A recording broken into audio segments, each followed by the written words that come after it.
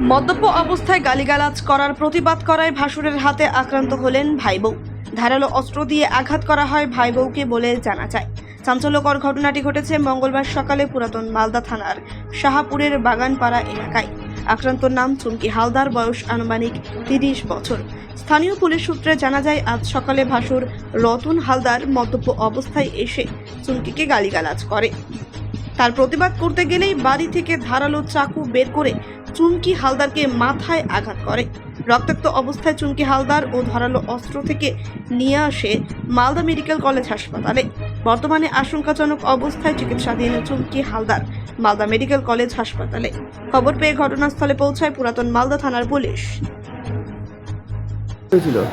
আমার জেঠু অনেক গাল দিচ্ছিল আমাদেরকে, আমার মাকে গাল দিতে, মা বললো কেন গাল দিচ্ছিল, তখনই মেরে দিল। মদ খেয়েছিল জেঠু? কি নাম তোমার মায়ের? চুমকি হালদার। বাবার নাম? নিশিত হালদার। যে মেরেছে ওটা কে হয়? আমার জেঠু কি নাম? রতন হালদার। বাড়ি কোথায় তোমাদের? সাথে তোমার নাম?